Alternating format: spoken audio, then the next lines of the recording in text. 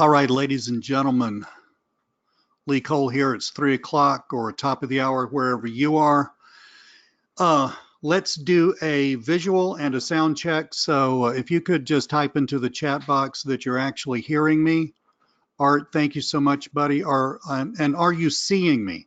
Okay, so let somebody else say, hey, Lee, we see your screen. Art, see. Muchas gracias. Awesome, awesome. I was looking through the list of attendees. Now, guys, just so you know, I'm not going to sit here and waste your time, okay? But I do want to ask you another question, and then we're going to jump right into this, and it's going to be really, really cool, okay? Who here? Like I said, I was looking through the list of attendees, people who are actually on the webinar. And I saw a lot of names I knew, but I saw a ton of names I didn't know. So who here has not been on a webinar with me ever? So if you've never, ever been on a webinar with Lee, let me know, because I need to prepare you for this experience. Yeah, I'm getting a bunch of you guys. Awesome. I'm really glad to see you.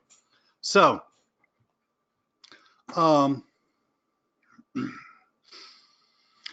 I talk fast, even though I'm a good old Southern boy. I'm going to give you a massive ton of information. I'm happy to answer questions. Thank you, Adrian. Thank you. I really appreciate that. I'm happy to answer questions. If you ask me a question that's about what I'm talking about right that second, I will probably there's an 80% chance that I'll just go ahead and answer it, unless the answer is going to be really long. If it's just about stuff in general or about some other aspect of what I said, or it's going to be a long-winded answer, I'm going to save that to a Q&A at the end, okay? And Art, this is recorded. I should have the recording downloaded, and I'm going to try to email this out to you guys by this evening sometime. So cool. So another thing about me, I tend to be extremely spontaneous. I have been doing this stuff since 2007, and I've been doing this stuff full time, i.e. making a great living, mainly selling to local businesses, doing a lot of social media consulting and stuff like that. I've been making a great living doing that since 2010. I love this. This is like, look at me like a 6-year-old inside of Legoland or something. Okay, so I'm going to get totally excited. Like I said, I'm going to talk a blue streak, and I'm going to tell you a ton of stuff that hopefully you haven't really thought about. And my goal is to reorient your thinking. Okay. So with that said, and this graphic's up here because this webinar was kind of a last-minute thing. I just had one of my brilliant ideas. I was actually talking with several people about this same topic, both in relationship to my own business, to their business, and stuff like that. And I thought, you know, since that's what this product is all about, it's all about automated income, I thought I'd just do a whole webinar to make sure that you understood exactly where I was coming from and to help you orient yourself. Now, another thing that I don't always do is I don't always have really, really cute looking PowerPoints. Sometimes I do when I don't have enough to do during the day, but sometimes I just sit out and just write, just do what I did today, which is just write it down. I will, okay, so if I forget to do this, I probably won't, because I think it's going to be important. If I forget to do this, what I'm fixing to say, somebody can just remind me, either in support or send me an email back or something like that. Say, hey, Lee, you know, you forgot to do this. I'm going to take this text. We're going to go through all this. I'm going to make some notes. All right. I'm not going to write down everything that I say because I can't type that fast. But I'm going to make some notes, and I'm going to make this text file available to you. So when I mail this out to you, hopefully tonight, I'm going to have another link for you to download this text file. Okay. So, are you ready to get going? Let me know if you're ready to get going, because I am. I could use designer. I could, except I just hired somebody to do all that crap for me. Yes. One other thing that I need to tell you about, and I promise this is the last housekeeping thing. I work at home. I've worked at home for close to 10 years. I will never have another job. I will never go to an office. I did that, right? Um, I have two dogs. Okay. One dog's 4 years old. The other dog's just a year old, and he's still a puppy, and he's a brand new member of the family. These are both rescue dogs. This is something that's near and dear to my heart. My other dog, my new dog, does not always behave. There might be a little bit of barking, and there might be just some dog craziness. If you're a dog person, you know exactly what I'm talking about, because these are big dogs. All right. I like big dogs. I mean, I love little dogs too, but I especially like big dogs. So just excuse that. It's just, you know, the whole reason I got going in these businesses. And this, okay, this is a good segue into let's talk about automated income.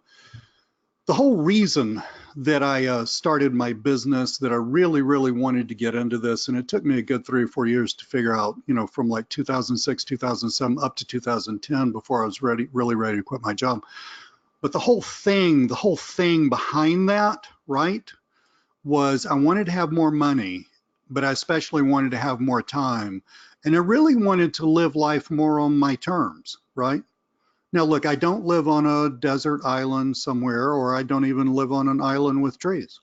I just like live in a normal house in a big metropolitan area, but I live what I think is an uncommon life. I have a very, very low stress business, and I'm loving it. I get to take care of my health. I get to hang out with my kids. My kids are grown. I get to do things like rescue more puppies, et cetera, et cetera, et cetera. So that's where I'm coming from in my heart. So let's start off right here. What is a subscription model business? Okay, so that sounds almost like asking you what does 1 + 1 mean, but I really want to get into this because this is the heart of automated income, all right? The heart of it. And there have been subscription model businesses for a very, very long time. The telephone was invented, what, I guess 100 years ago or so, something like that. And I mean, your parents, my parents, your grandparents, they were all paying the phone company every month for a telephone. Now, yes, now we got cell phones and we pay different companies and all that stuff, but that's a subscription model business. And it's not, you know, think about how that business works. I mean, not the details, but think about the big deal about that business. Well, here's the deal, you get a customer. We're going to talk about the difference between clients and customers down here, which is really important. But you get a customer one time, and theoretically, you keep them for a really long time, right? So that's what a subscription model business is. And, you know, there's a ton of others. Your utility, you know, your utilities, you know, your heating, your air, your not air, but your heating, your electricity, your gas, and all that stuff, all subscription model. More subscription model businesses because they've exploded lately. Think about Amazon. I was looking at my debit card statement last month, and there was this, I think it was about $100. There was this $100 charge. I love Amazon because I really don't like traffic, and I buy a lot of stuff through Amazon. But I thought, man, I don't remember buying anything for that. What was that? And then it hit me, bam, that was Amazon Prime.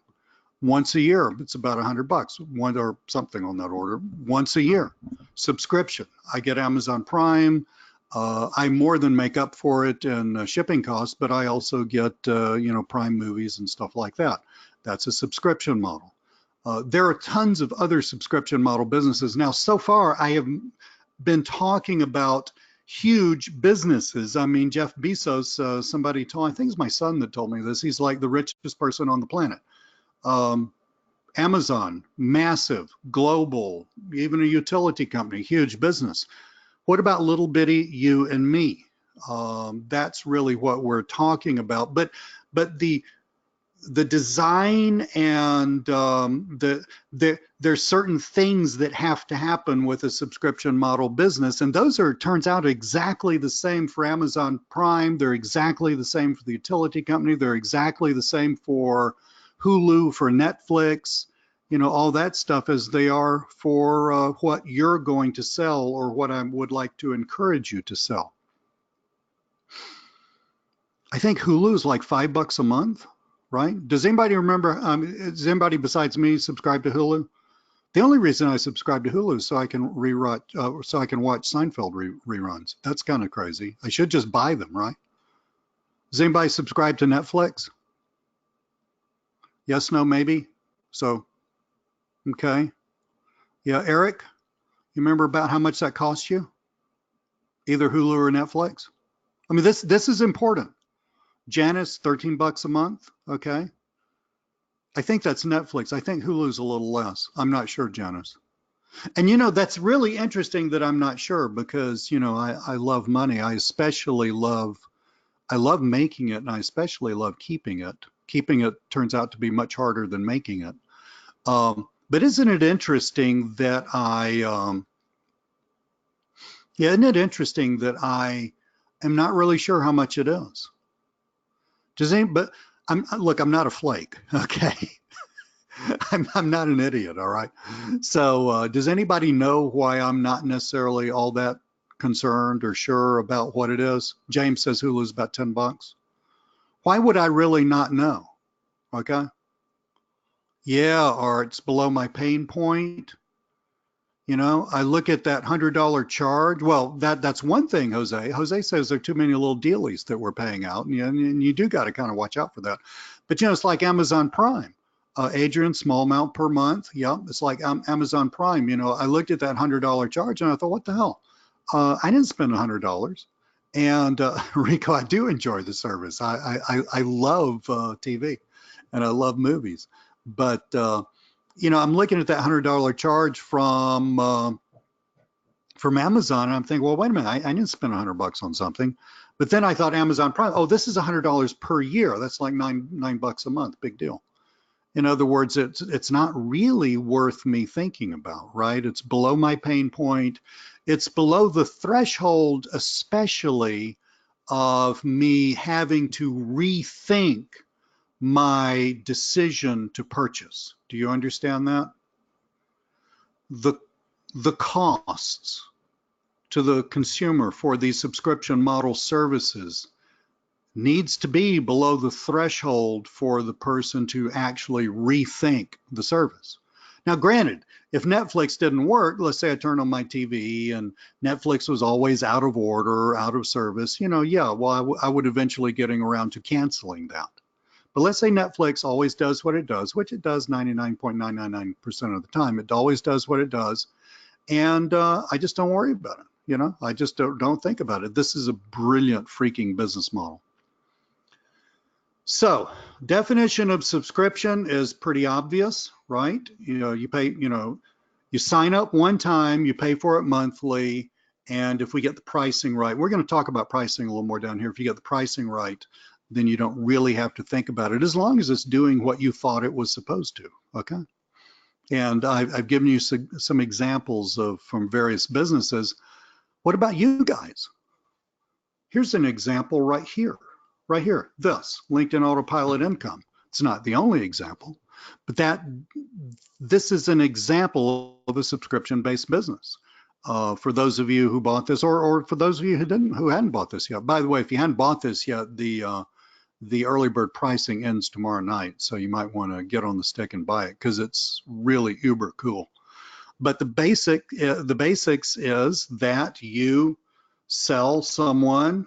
And I go, I'm not going to repitch this whole thing to you. Don't worry. This is not like a pitch webinar. I am going to answer some questions about this later on if you want me to. But the idea is, you sell somebody, and I talked to you in the training about who you sell this to, but you sell somebody on this idea of you posting video content on a regular basis to their LinkedIn feed. You sell somebody on that idea one time. But then you get paid over and over again. And the beauty of the automation is you don't even have to, we're going to talk about fulfillment a lot. You don't even have to fulfill anything beyond just setting up the software one time, which is amazingly easy to set up. So that's the idea. And that's really, when you talk about automated income, I mean, that's really the only thing that's going to work there, right? Now, there are other things. Okay, so let's say you'd been investing in the stock market your entire life, And let's say that you were getting older and you decided to turn your investments into, like, you were looking for income investments, you're starting to turn this into a lot of dividend stocks and stuff like that. Yeah, that's automated income. And that's a little different, but I'm talking about the kinds of things that you guys could possibly sell. Now, so definitions, talking all about it, we all know what we're talking about theoretically, okay? And if you don't, just say, Liam, I don't understand. That's totally cool. Just let me know. Now, here's the deal. Why is this so important for you? Okay, I'm going to go fairly deep into this. Why is that subscription-based model so important for you? Somebody want to hazard a guess, besides the fact that I've got 3 hints there? Why would this be important to you? As opposed to selling something that I call a one-off, where you sell it, you get paid once, and then that's it, right?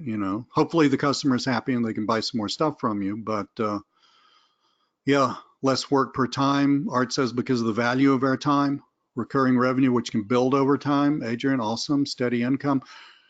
Yeah, and it really boils down to, let's see if I've got a section for this. It really boils down to, well, I guess we're going to talk about it right here. It really boils down to, it takes, I mean, for you guys, now I'm not talking about Hulu and Netflix and all them anymore. I'm talking about you guys. It takes a lot of prospecting to land a customer or client. I mean, you're going to have to send out a ton of emails. You're going to have to send out a ton of direct mail. You're going to have to answer a lot of people's questions. You're going to have to get on Zoom and talk, give a lot of sales pitches. You're going to have to do a lot of that kind of stuff before somebody says, yes, it is what it is. That, money does not just spew out of the laptop, despite the pictures of these insane pictures of people sitting at the pool with their laptops in their laps, which is kind of crazy. I used to daydream about that, right? I used to daydream about when my so this would be around 2004, 2005, I'd sit around and float in the neighborhood pool and daydream about, my kids could play in the pool and I could sit there with my laptop. That's pretty stupid. I mean, why work when you can play if you've got a subscription model going on? And furthermore, again, my goal in starting all my businesses was both time and money. All right. And I'm pretty good at making money, but I can't make time. So it's extremely important. So why is the subscription model important for you? Because when you really look at the math, and don't worry, I'm not going to really break this down with numbers, but it doesn't matter exactly what you sell, and it doesn't matter what you're charging, and it doesn't matter any of that. Doesn't really matter. It's always going to work out that if you're selling one-offs, okay, fine. If you sell a multi-million-dollar Boeing jet to some oil sheik in the Persian Gulf, then I guess your commission of that's going to be pretty big, and that can be a one-off. Okay, but except for those extreme examples, the cost of getting a lead, both in terms of the cost of finding, let's define lead, someone who is actually interested in the thing you're selling. Now I know people bandy about that word lead, and it's really become it's become sort of diluted to the point where sales letters talk about emails like they were leads, which for those of you who know anything about selling is absolutely absurd, right? I mean, an email is not a lead, right? Any more than a person's address is a lead, right? I mean, there are 350 million people in the United States. So what is that, like 200 million addresses or something? So yeah, so we've got 200 million leads. That makes no sense, right? So a lead is someone who's indicated somehow through some action, filling out a squeeze page, sending an email back and saying, yes, I'm interested, calling you up and saying, I need to know more about that. Those are leads, right?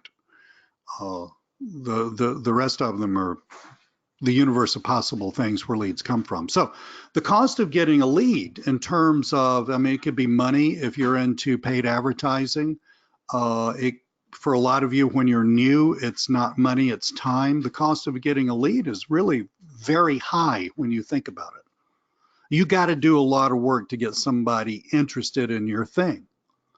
And it's not you, okay? So I know some of y'all, because of sales letter writers, of which I am one of the best ones on the planet. I don't mind telling you that.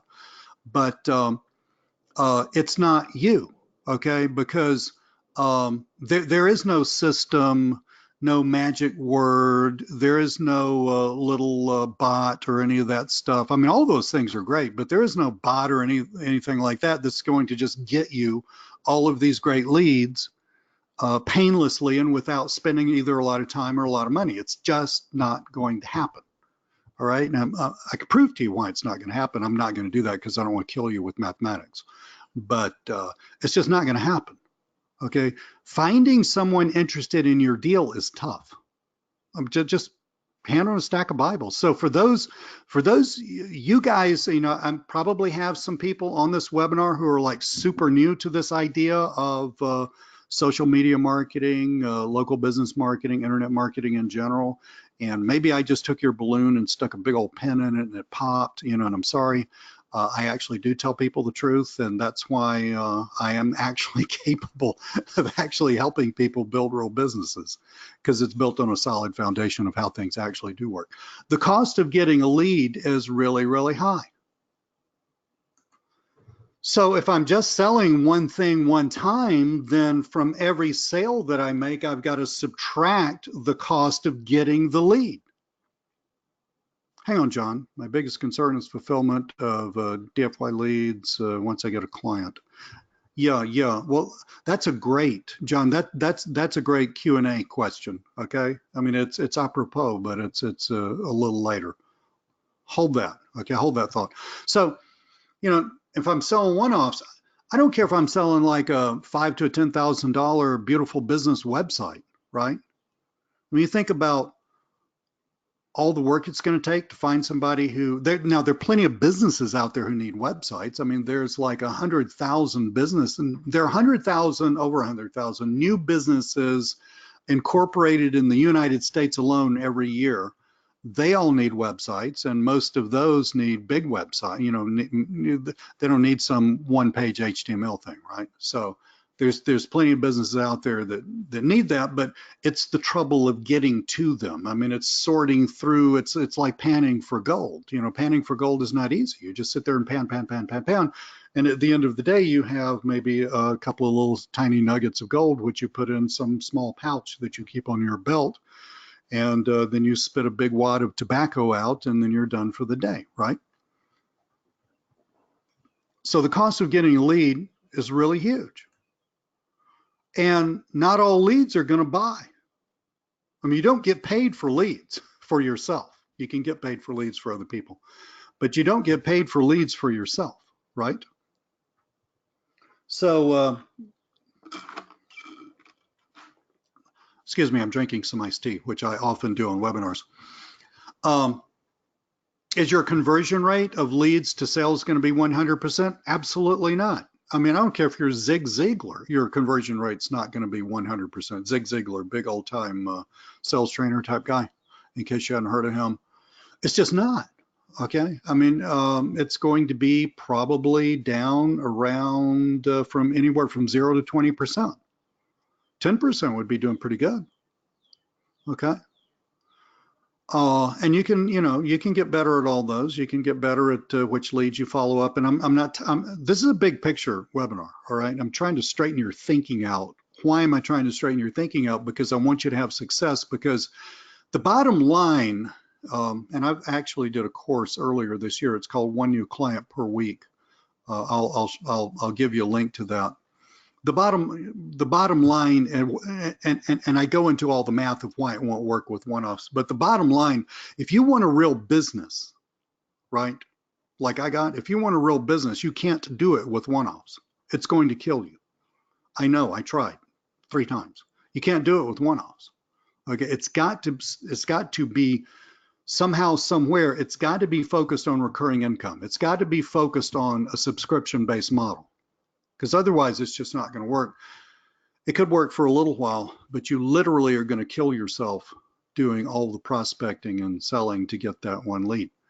And why the hell do that when you could actually turn that lead into a subscription and then you get paid month after month after month, right?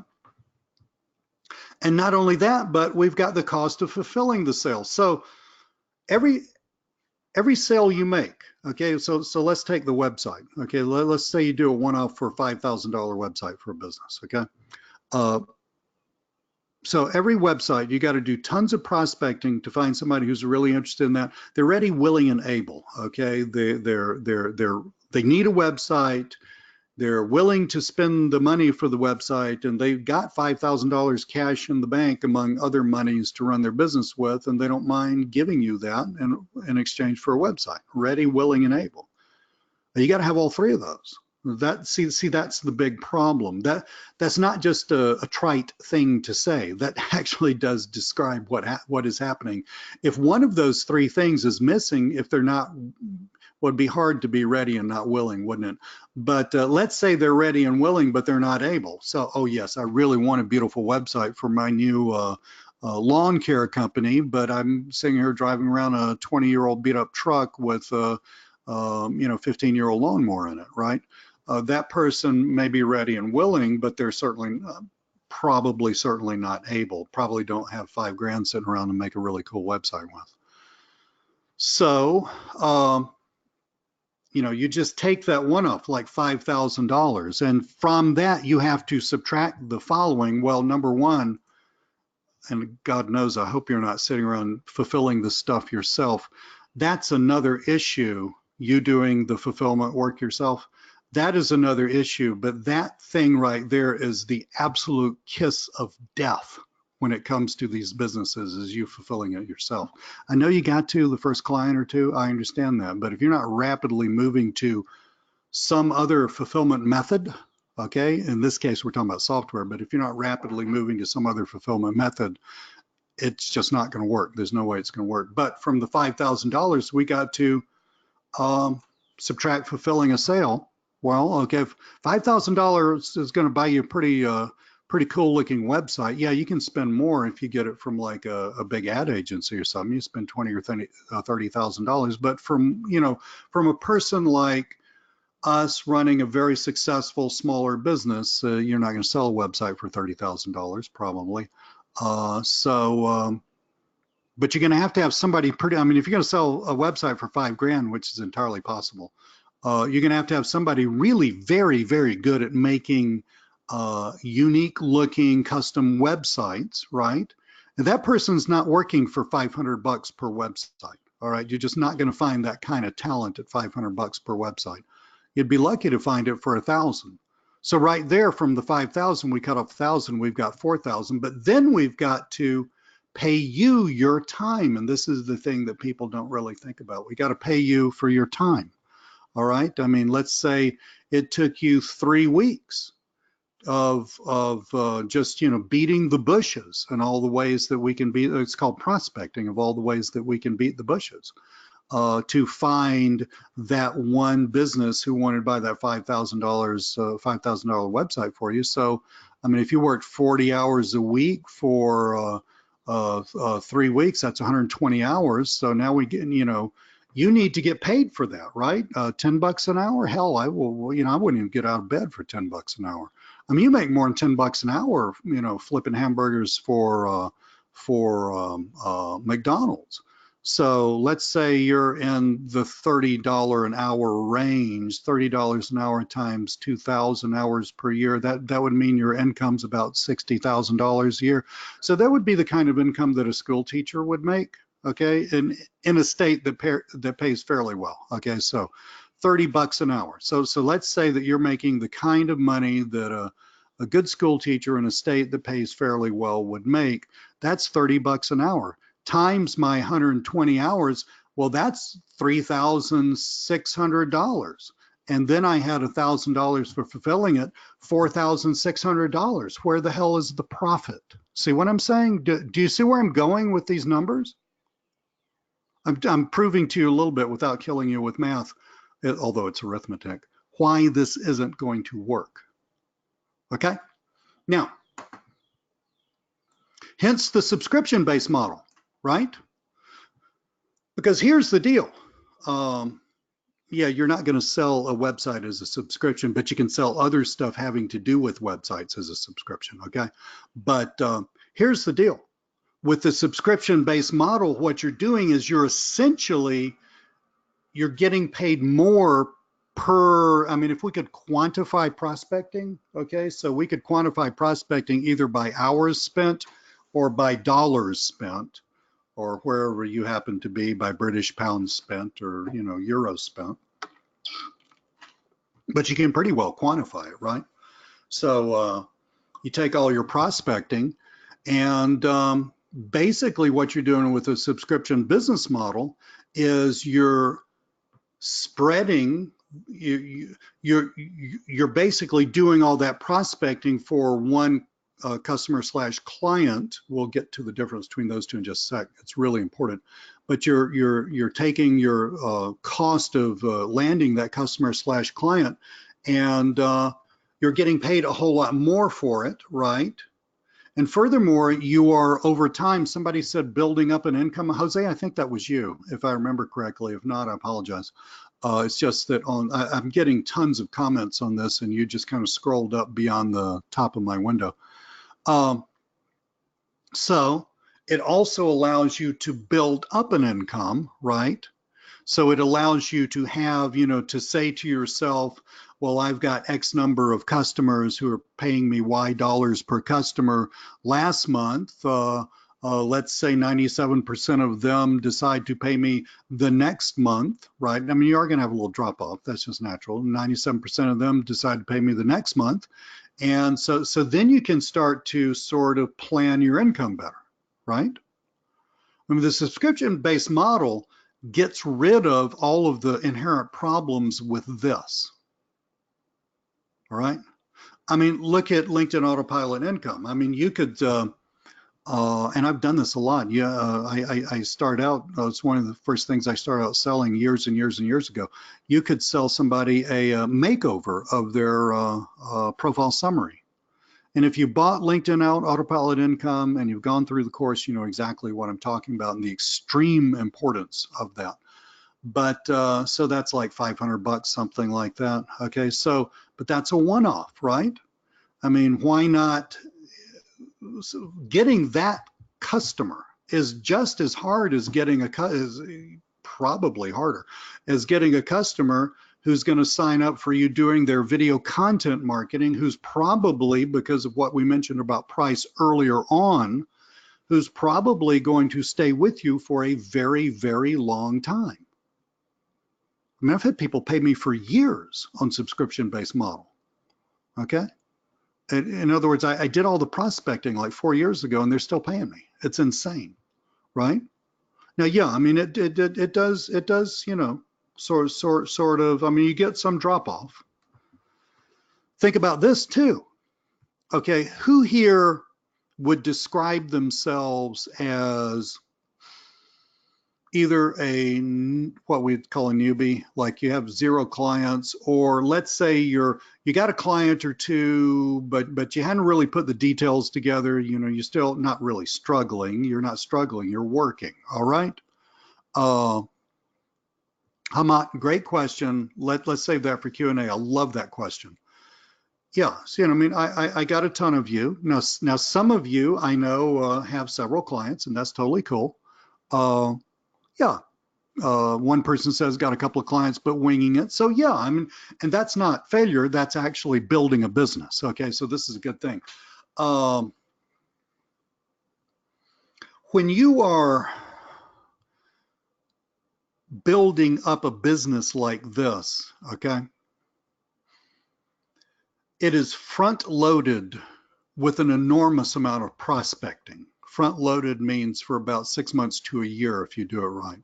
It's just front loaded with an enormous amount of prospecting because you go from 0 clients and then you get a client and then you get another client and then you get another client. Now, if you're doing one-offs, It's not front loaded with an enormous amount of prospecting. It is always going to have an enormous amount of prospecting because I might have made $7,000, $10,000, $15,000 this month, but next month I got to replicate all what I did this month in order to make that money again, right? In other words, I got to do the same work. Subscription model, I don't. Subscription model, I've got a person paying me and they're probably, and if I'm doing it right, they're going to pay me next month and next month and the next month. So with a subscription model, when you're starting out, and I would say I would gauge starting out as somebody who's making anywhere from zero, let's just say zero to about $60,000 a year. Okay, I mean, if you're making 60, 80, 90, 100, 120, you're not starting out. But let's say somebody's starting out 0 to about 60, you're working, you're confused, you're doing it, you're putting it all together, all the stuff that we all go through when we start a business.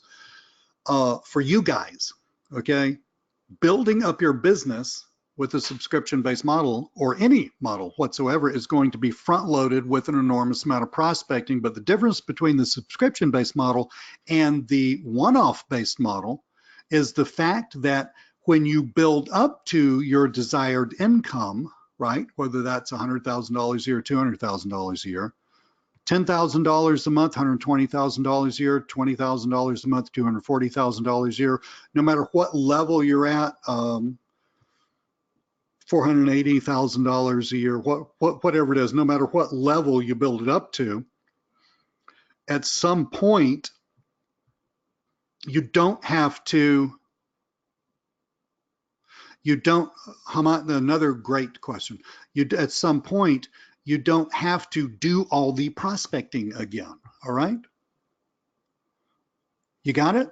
Yeah, Janice says you can coast. Now, you are going to have, some people drop out.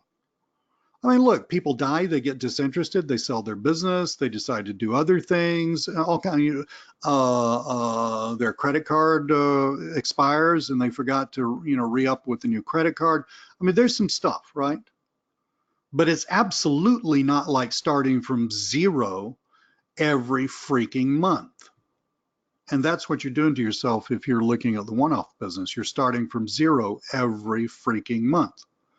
With the subscription-based model, you're not starting from zero every month. As a matter of fact, you can structure what you do in your business by understanding that, let's say for the first 6 months, I'm gonna work my butt off doing an enormous amount of prospecting because I know that.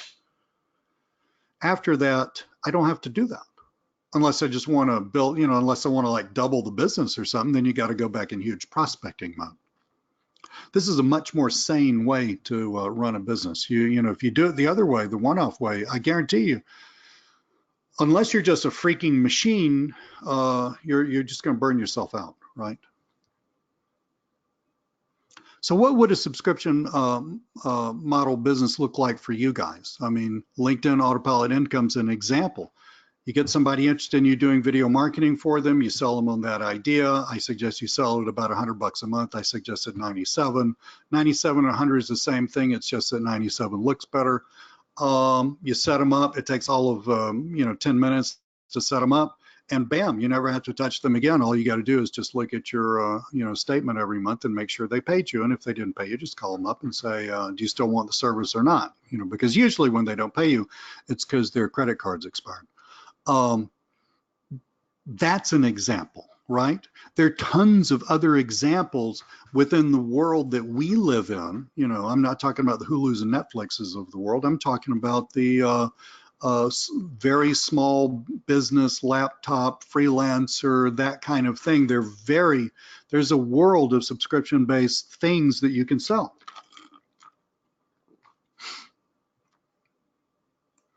Now look at this, what's needed for a subscription model business. We've alluded to this already, or I've alluded to this already. Type of product and pricing of product. So my example of selling a website, right? Well, it occurs to me that you could do that as a subscription model.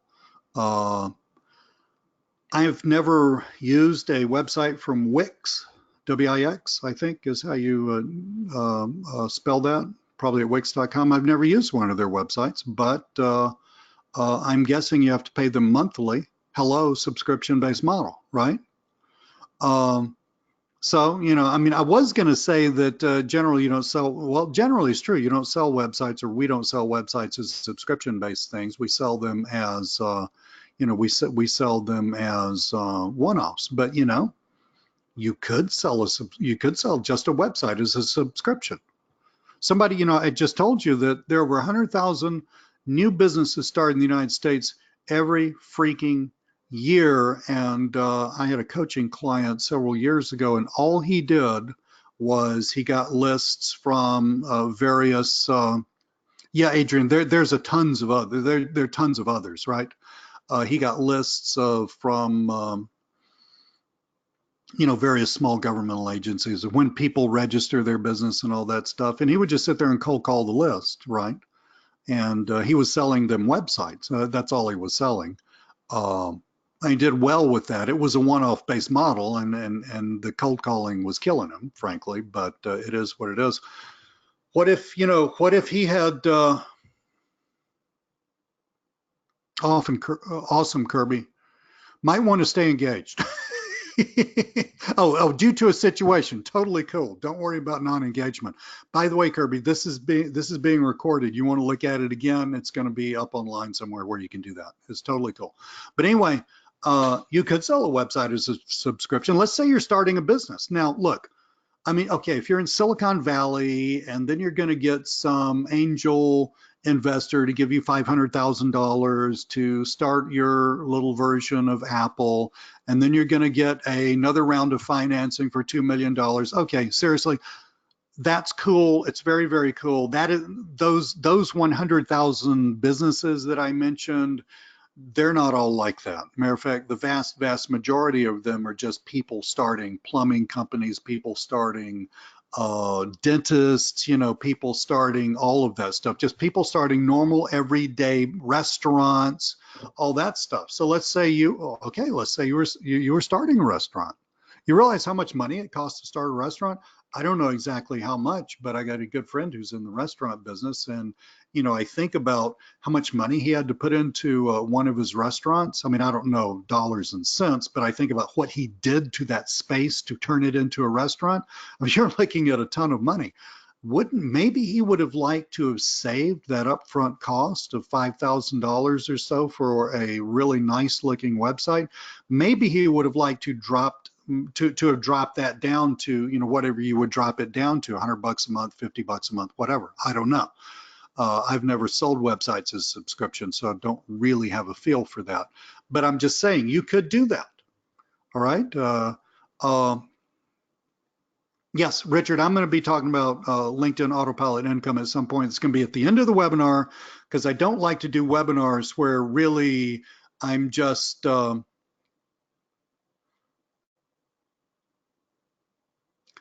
yeah, Hamad, that's the problem with Sales Navigator. There really isn't.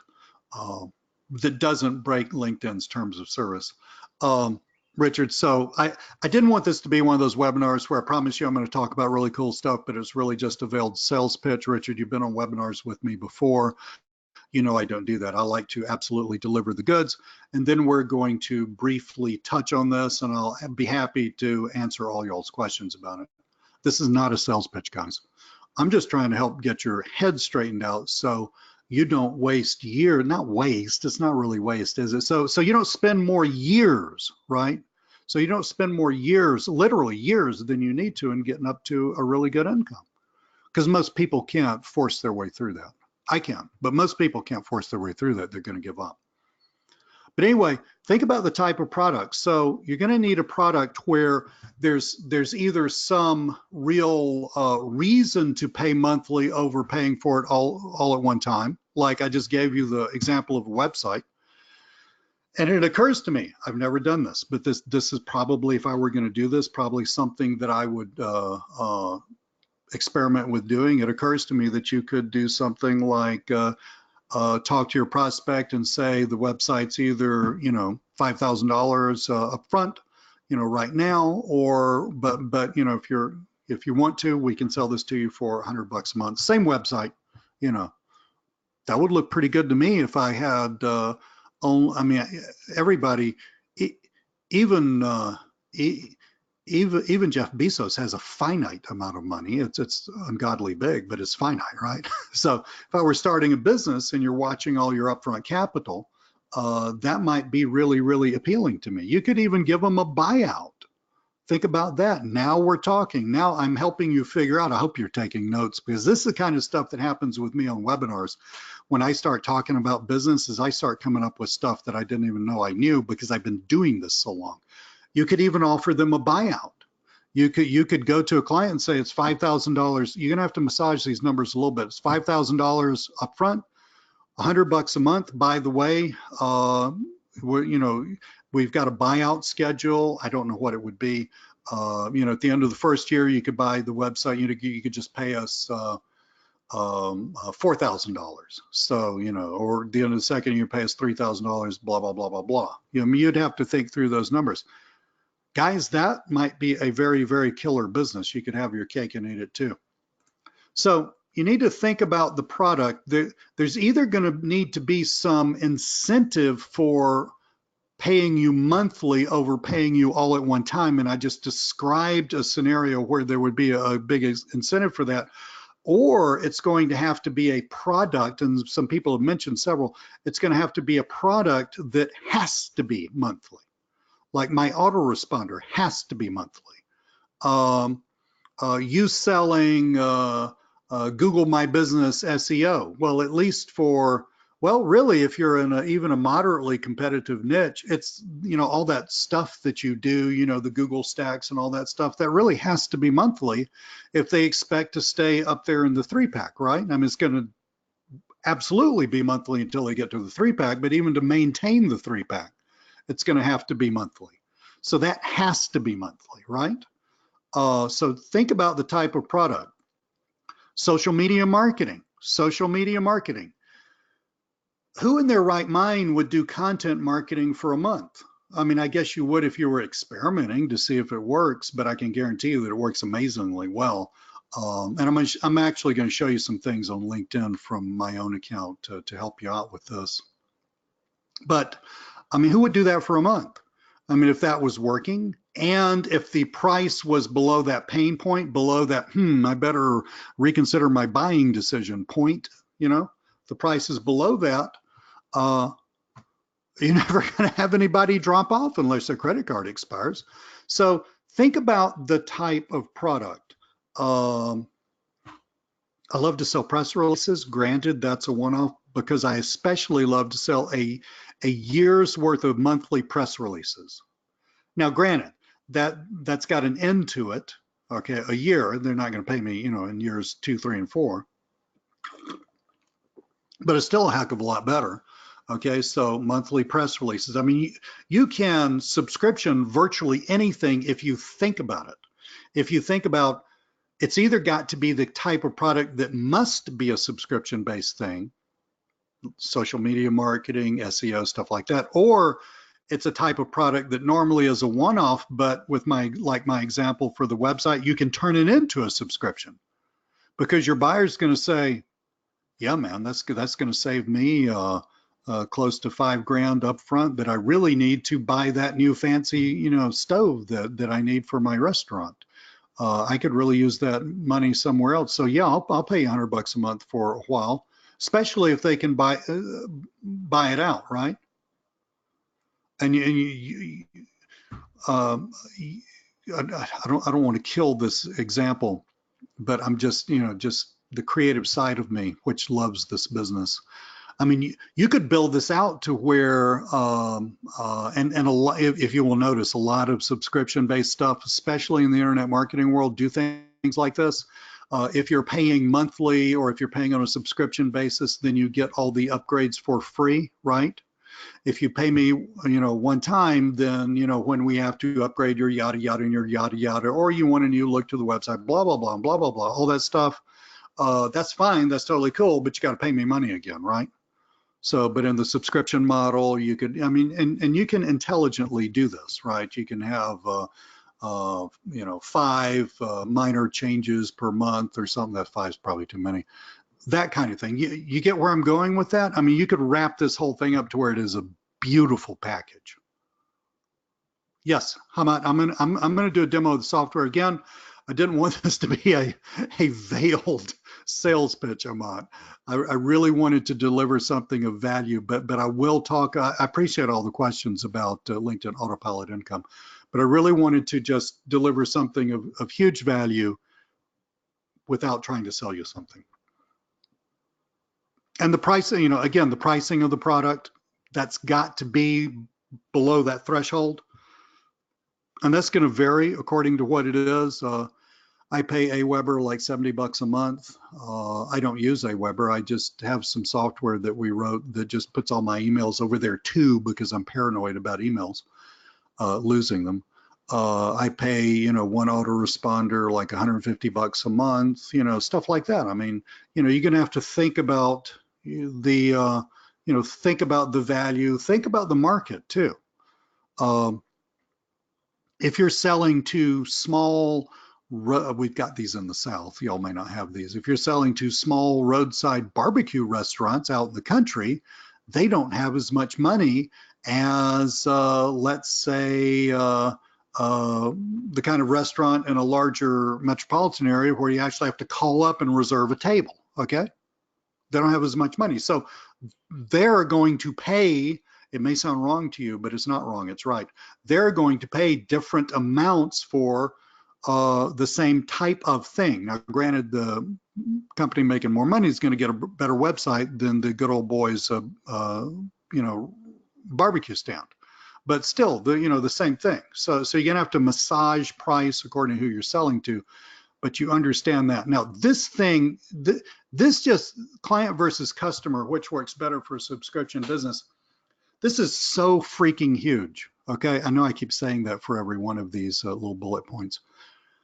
This is so freaking huge. This is like the hidden thing that makes this really work. This is the hidden thing that makes this really work. And I remember I was Cliff Kerrigan, in case any of you guys know Cliff Kerrigan or know of Cliff Kerrigan, invited me to come out to Texas last spring and talk to his group about this kind of business. Yes, locustware. Yeah, Cliff's a good friend of mine. So invited me to come out to San Antonio. We had this really cool thing, and I was talking to people about this same type of stuff that I'm talking to you about. And when I started talking about the client versus customer, I remember there was this young lady sitting on the front row whom I recognized the name, frankly, because she buys a bunch of stuff from us. She's also very successful. She told me about her business. She's very, very successful. In other words, a real pro.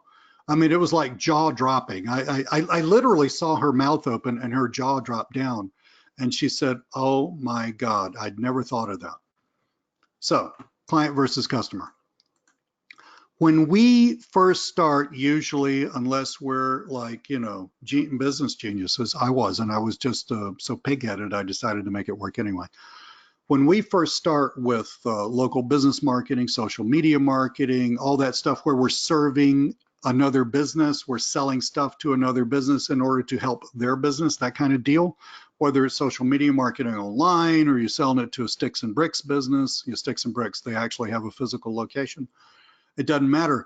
But when we first start doing that, and a lot of people continue doing this, and you're often trained to do this, and there's nothing really wrong with it, except it's going to seriously limit your income.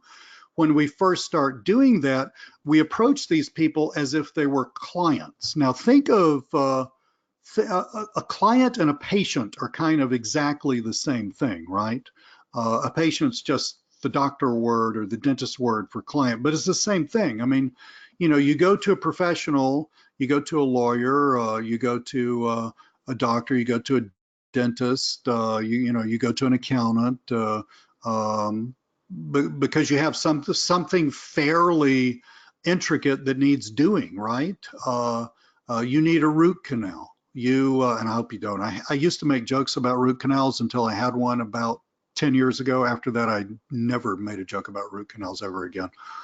But I'm in pain just thinking about it. But there's always, for clients, there's always some massaging of the service, like local business consulting. You look at this guy. Well, that guy needs video marketing. They need their website updated, and their email marketing is non-existent. They need all that stuff, right? And you look at this gal, and you look at this gal, and you say, well, she needs social media marketing and blah blah blah, and then you come up with sort of a custom package for each one. Am I communicating here? Do you understand what I'm telling you when I'm defining what a client is and the client approach? So say yes, because it is so important that you understand this. This one thing is going to revolutionize your business, understanding this. Janice, thank you so much. Kiss of death, took the words right out of my mouth. Amen. Yeah, absolutely the kiss of death. I mean, but because there's no economy of scale in this, right? There's no way to replicate, right? You sure as hell can you can hardly outsource this, because you would have to have somebody who's as dedicated to your business as you are to even outsource something like this, right? I mean, this really is, and it's the way most people start the businesses that you're starting, and it really is, hang on a minute. It really is a great way to work really, really hard and make a fairly low income and get extremely frustrated and finally burn out. It's a great way to do that, okay? Now think about what a customer is. You buy a car, okay? Let's say you buy a car. So I love Hondas. I mean, my last car was a Honda. I drove the wheels off that thing, 230,000 miles. I tend to drive the wheels off cars. My ego does not need Lee riding around in a car, in a new car. My ego likes money in the bank better, frankly. But think about Honda. Okay, so the last car that I bought from Honda, now just, I don't currently drive a Honda, but I'm thinking about getting another one because I loved it. But think about Honda. So you go to the Honda dealership, you choose an Accord, okay? So you choose an Accord, and then you don't get to customize that thing. Okay, so they have an Accord, they have like 3 levels, you know, one's got a moonroof, the other one's got this, and the other one's, you know, the stripped down version, which really just exists to sell the more expensive versions, right? You know, and then you want, you know, you want your favorite color on the Honda, and then you look at, you bet, Kirby. Then you look at the thing with all the colors on it, so you can pick the color car you want, and they're what, 5, right? See what I'm telling you?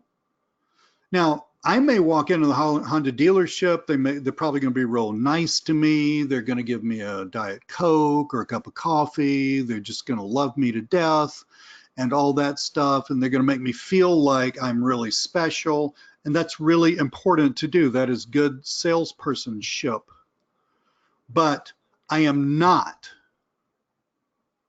a client. Nobody is building a one-off car for me. Hamat, you're asking wonderful questions, buddy. I really appreciate that. That's a Q&A question too. It's a really important question. I want you to bring that one up later. But nobody's building a one-off car for me, right? I mean, I can choose from, I don't know how many styles Honda has: Civic, Accord, CR-V, and then a couple of 3 others. I can choose those. I can choose my package. So what that's going to be, 5 times 3 is 15. And then I can choose my color. Let's say there are 5 colors. So I've got 60, 15 times 5, 7. So I've got 75 different cars to choose from, just 75, right? All of which, you know, when you get down on the inside of the car, it's all this, you know, it's just really 5, right? They just look different. That's the customer approach. You want the customer approach from the get-go. Now, the customer approach is defined like this. Excuse me. You're selling everybody the same damn thing every single time. It doesn't vary.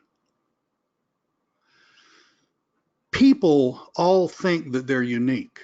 Okay, your clients are all going to think, well, I'm unique, my situation is unique, my business is unique. It is not unique. All of the problems that, you know, people buy stuff to solve problems, right? All of the problems that these people have, these problems are replicated by the millions all around the globe. with only slight variations, or at least replicated by the hundreds of thousands. They all have the same problem, right? And otherwise, Honda would have to build my car from scratch, and I wouldn't be able to afford a car built from scratch. I mean, what would that cost nowadays? Like several $1 million? That'd be crazy. So you want to take the customer approach. That means, and customer approach, by the way, works really, really well for the subscription business. Why? Because it's replicated every month, right? But another thing about the customer approach is you can design.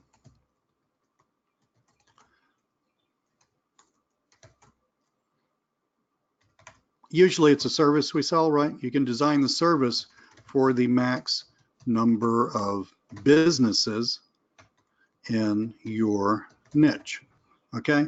In other words, sit there and think about who you're approaching. Now, I gave you an sort of extreme example of different businesses, the roadside barbecue place and the a fancy restaurant where you actually have to, you can't wear shorts and you got to call up a week in advance to get a table, right?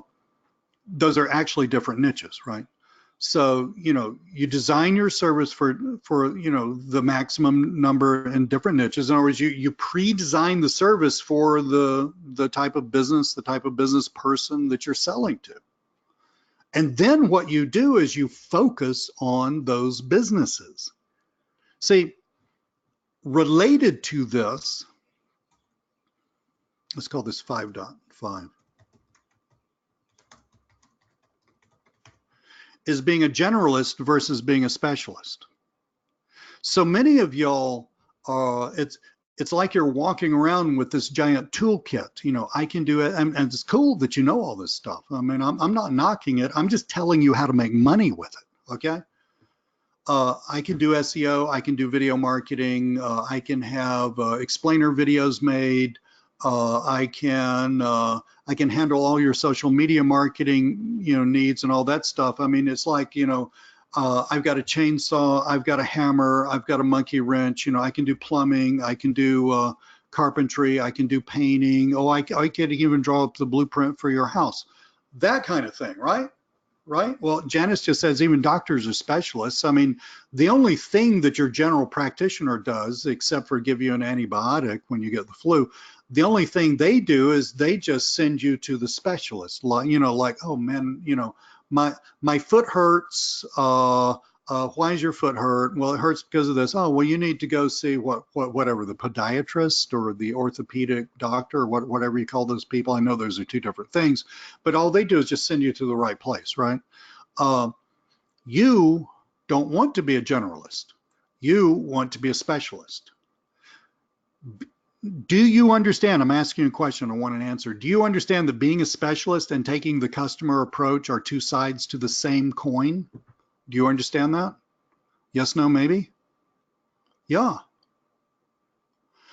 Do you, this is like a college word, okay? So I'm really old. I'm older than virtually all of you guys, okay? But so at least it was a college word back when I was in college. Economy of scale, an economy of scale. In other words, the more I can get it down to specializing on selling a certain type of thing to a certain kind of business, then I can, well, Art, I'm not as old as you are, buddy, but I'm headed that way. Well, Hamad, I'm actually older than you are, so there. but we're right near each other, actually. But anyway, so economy of scale. Economy of scale is what allows you over time to focus in on this stuff and run a very elegant business where you don't have a lot of wasted effort. See, when you're a generalist and you're approaching everybody like they're unique, they literally just hatched off a different planet and landed here or something. They're totally unique. When you approach everybody like that, you can't have any economy of scales. And if you can't, or economies of scale, and if you can't have any economies of scale, what this does for you is it puts a ceiling on your income. It's going to poison the rest of your business. It's going to make your prospecting much harder. Why is it going to make your prospecting much harder? I really want you to understand this, because you're not going to know who the hell you are. Think about that. Am I the video marketing guy? Am I the SEO guy? I know they're related. Am I the social media guy or gal? I'm a guy. So, and furthermore, I'm apparently ancient. So, just go with me. I'm a dinosaur here. But you're not going to know who you are. I mean, it's like literally shooting a target without the target being there. And then you wonder why in the hell you didn't hit the target, right? You want to look, you want to build a subscription-based business. I'm not saying you can never sell a one-off. I didn't say that, but you want the core of your business to be subscription-based. You want to look at your product as the same damn thing every time. You want to do your prospecting, okay? When we talked about the cost of getting a lead, cost of getting a lead is going to go way down. You want your prospecting to be aimed at finding a certain type of customer to buy your subscription-based, same damn thing every time service. Look, we got the internet, guys. What, over half the globe's on the internet now, if you're counting smartphones, right? Now, granted, half the globe's not going to buy a website from you. I understand that, but within those billions are like, I mean, how many clients do you need over your lifetime? How many clients do you need for a subscription-based business? 1,000? 1,000. I'm not saying at the same time, but 1,000 over time would be an entire 20-year career, something like that. See, it's not that many. Actually, if you do it right, it's going to be far fewer than 1,000. It's just going to be a few hundred over an entire career, 20, 30 years. See, this starts to become tractable. It starts to become manageable when you think about it like this. And this all has to do with your fulfillment, because if you're doing the same thing every time, then it's easy to train. It's much easier to train someone else to do the repetitive part of that, right? It's going to be so much easier to train somebody to do that, and it's going to cost you a lot less, because actually you're just training them to do the same thing day after day after day after day. Or, and then we get back to this, LinkedIn Autopilot income and other things that we do a lot of this kind of thing ourselves, okay? A lot of automation, and basically just peel off things every now and then that work really good, package them up so that you can use them too, and make them available to you. But to my mind, because I don't really like managing people too much, I love people, okay? I just don't want to manage them too much. But to my mind, automation through software works for me personally a lot better than outsourcing to to someone. But it really doesn't matter for today's webinar. It's probably going to be a combination of the two when it's all said and done. Your fulfillment gets super easy. It's just the same thing every client. I mean, you can actually write down the steps. Okay, you could literally write down the steps, hand that to your outsourcer, have them practice a couple of times, and bam, they don't have to manage. They're self-managing, right? You can even set up, some little things in Google where they, send you something when they start work, and, send you little reports every now and then. I mean, you can get it down to, then should, by the way, get it down to that level, because you're a specialist. You're a specialist. These people are customers. You're selling the same thing to every business every time. And so you have these massive economies of scale that start to come in, which boils down to the following: you can have money and a life. I know many of y'all are just struggling with the getting money part. I got that, but after you get the, if you keep at it, you're going to get the money part. But I'm talking about having the life after you get the money. And by the way, what I'm telling you is going to get you to the real money much faster. I mean, you're literally, most of you, I'm not making fun of you at all. I was one of you, and always in my heart will be you, okay? but you're literally like somebody trying to run a foot race with their shoelaces tied to each other.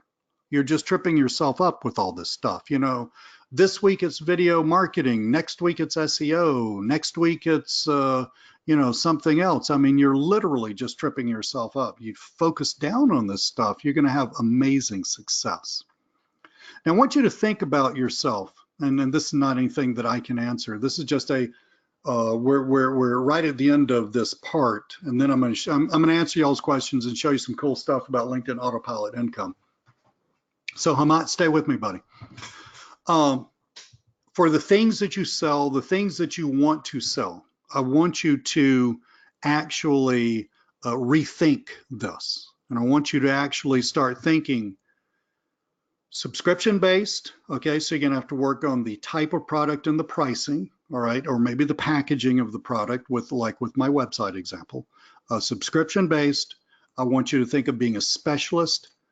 Who would be the type of business that would do really well buying this, or who would be the type of, what would be the type of business that you would do really well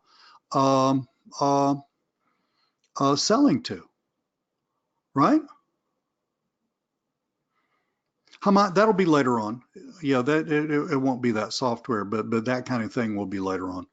But so, you know, think about that. I want you to think about for you. Well, wait a minute. You know, so it's back to the drawing board time, right? You know, it's that Stephen Covey, the guy that wrote 7 Successful Habits of Highly Successful People or something like that. I totally butchered the title, but I think the second one or something like that is begin with the end in mind. So, I mean, what do you want this to end up being?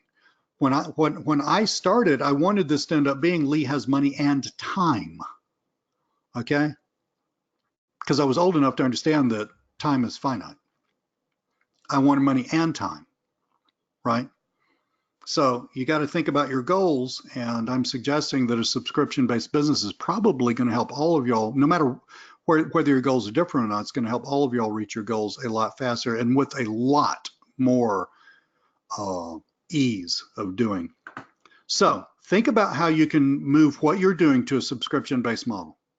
I don't mind you selling a one-off. I don't mind you upselling a one-off. I love to upsell press releases. Okay, I get $800 for a press release that I don't have to write.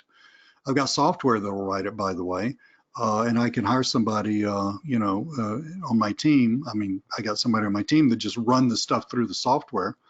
Or if I wanted something different from what that outputs, I can go to, you know, Fiverr or somewhere and hire somebody for a couple $100, right? And I clear $600. So I don't mind upselling one-offs at all. So if you're really good, you know, if you're really good with websites, with WordPress or something like that, and you've got us, you know, you're selling a subscription-based product, and you run into a company whose website looks like it was literally made in 1998, and you tell them, you know, you seriously need a new website, my friend, because your website looks like a broken down Model T compared to your, you know, competitors. Well, it's fine. Upsell them to whatever they can afford, adjusted $1,000, $2,000, $3,000, $4,000, $5,000, $6,000, $7,000 website. That's cool. It's just make sure the core of your business is that subscription-based model. So I'm not saying don't sell one-offs. I'm saying do sell subscription-based stuff. So with all of this, and I told you I would talk a blue streak. I've been talking for 1 hour and 15 minutes. With all of this in mind, I'm going to give you a chance to, I want to make sure that I'm at a natural stopping place. We're not stopping yet. I'm going, look, I got LinkedIn Autopilot income. We're going to do a walkthrough of the software and talk about stuff on LinkedIn that I want you to understand. And then I'm going to talk to you about another thing that that might benefit you. It's called One New Client Per Week. This is not new. It's replays of a webinar thing that I did back in January. But literally, and I was just talking with someone about this before the webinar started, it's literally, of all the things that I've ever created to help people like you, this has had the most impact of anything. So I just want to make sure that to make sure that you've got this all, to make sure that you know this exists, because I'm here to help you. Art, that's a great question, Art. Let me run through this first because Hamat's got questions, Art's got questions, several other people's got questions. I may just answer your questions as I'm talking. This isn't going to last much longer, guys. I may just Uh, yes, Art, you cannot use that. Yeah, I mean, you can, it's just not going to work. But that's pretty funny. But anyway, let me go through this. If I happen to answer your question, cool, and then we'll start Q&A. And if you could just copy and paste your question back in the chat, then I will see it. So LinkedIn Autopilot Income. Briefly, this is a sales letter. Don't worry, I'm not going to read you the sales letter. I think that's totally stupid. You can read it yourself. As a matter of fact, let me do this. Let me just pop it in the chat. If you haven't bought it yet, you have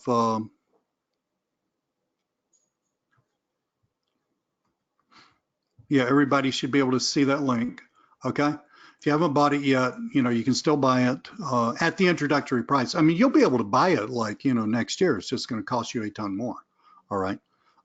Or some more. All right. It's going to cost you some more. Let's don't exaggerate. Where did my thing go? Okay, here we go. And hold on. I've done this before, really. So LinkedIn Autopilot Income is about the following. Okay.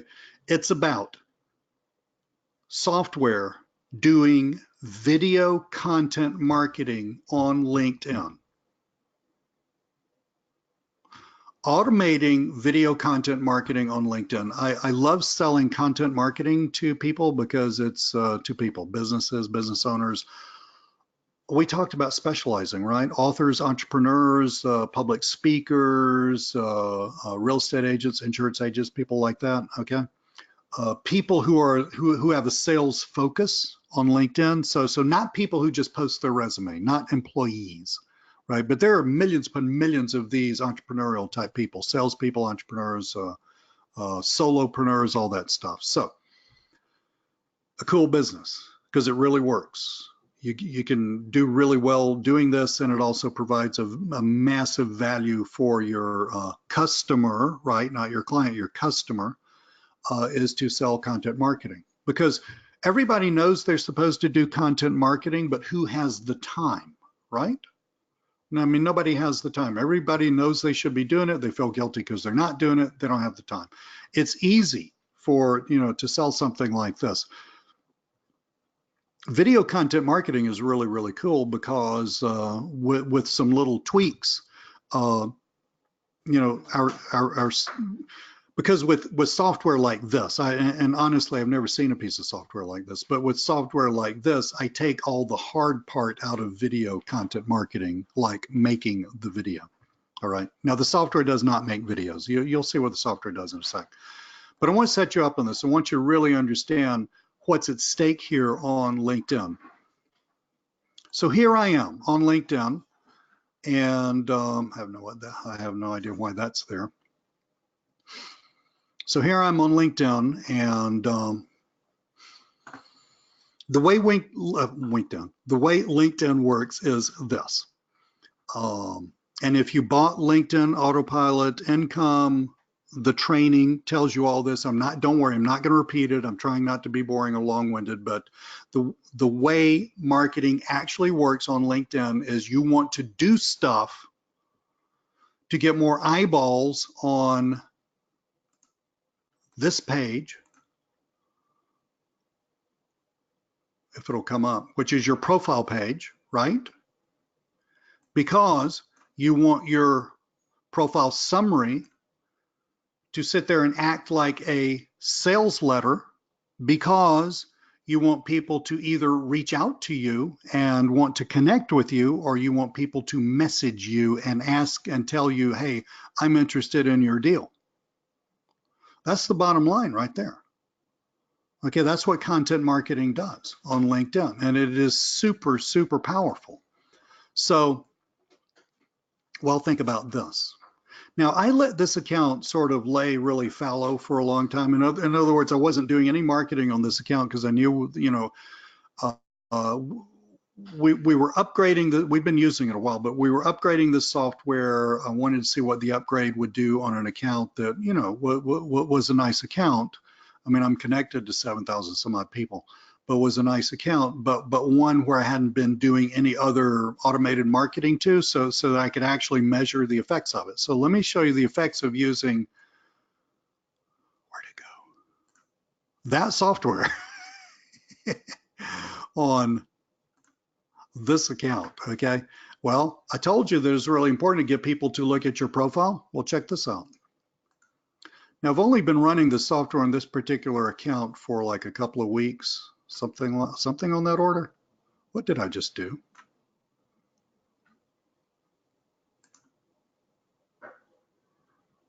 I meant to click that. Look at this. Today's the 20th. It's been about 10 days, so it'd be about right about here, somewhere, sometime when I started running this particular software on this particular account, which was allowed to sit there and, you know, like a field laying fallow, not growing anything in it, which was allowed to sit there and just be a fallow field, not doing anything to it, so I could really get a view of what this one piece of software did. So started right here. Now these are profile views per day, okay? 16, 14, 13, 18, 9, blah, blah, blah, profile views per day. Start the software right here, profile views. Look at the profile views shoot up. And this is from the 13th to the 20th. Profile views, or maybe these are profile views per week. I don't know. But anyway, profile views skyrocket. 270% increase. That's close to 3 times as much, right? Okay. Everything I'm showing you here is for currently for a free. See, it says reactivate for a premium. Okay, is for a free account. When I do a lot of LinkedIn prospecting, I'm really focusing on this. I don't have to do it all the time. When I'm really focusing on this, I will get a business account. It just has a lot of bells and whistles, but in the training, I focus on a free account because I know not everybody wants to spend 80 bucks a month for a business account. So everything I'm showing you guys is for a free account. So look, software, bam, more profile views, really important stuff. The other metric, and it's on here somewhere, right here. And you can look at your SSI, which is your social sales index. This is I'm going to pop this in the chat for you. This is a measurement that LinkedIn started using a year and a half ago or something like that. And it measures how successful you are in social selling, all right? And in other words, it essentially measures how well you use the LinkedIn platform for social selling purposes. Now, I've got to go back to the sales letter because I couldn't find my original picture of this. So before we started using this software, it's down there somewhere. Oopsie, hold on.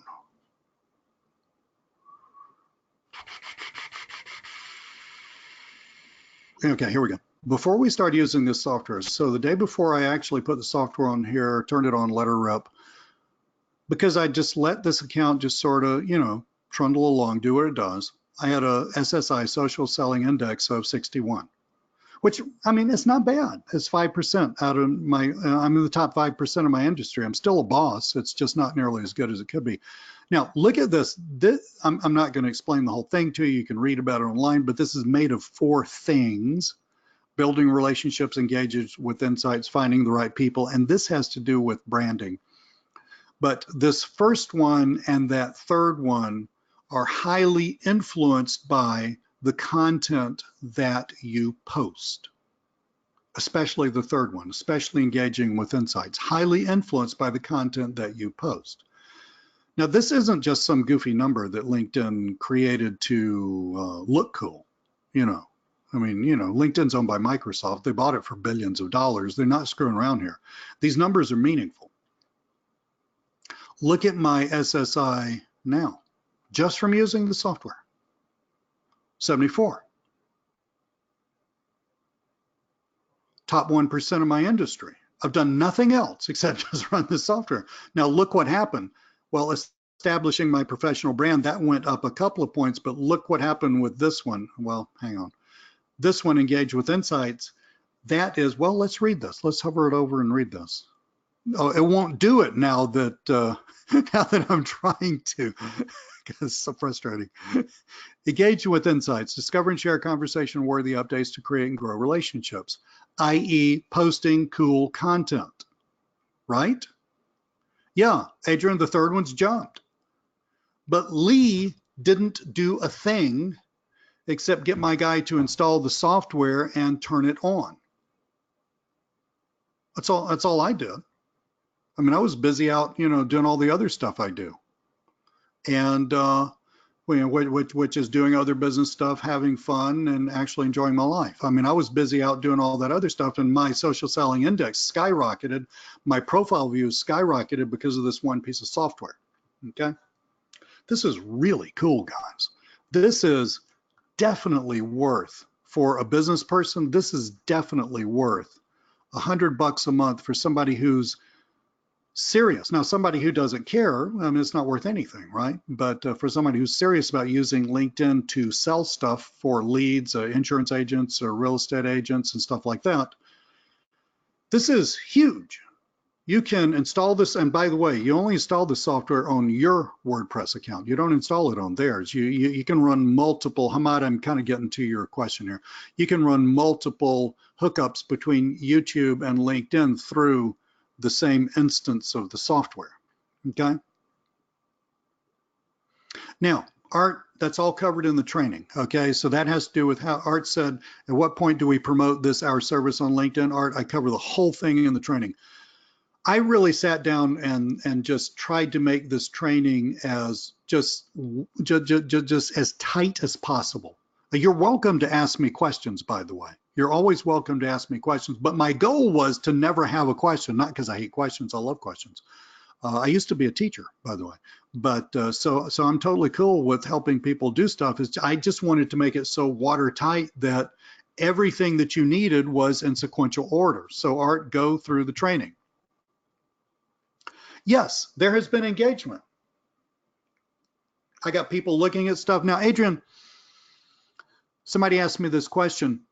There is, just being honest and totally transparent. Well, engagement, let me answer this in two ways. It's a really important question, what you asked. So engagement on the posts, yeah, plenty of people are looking at the posts.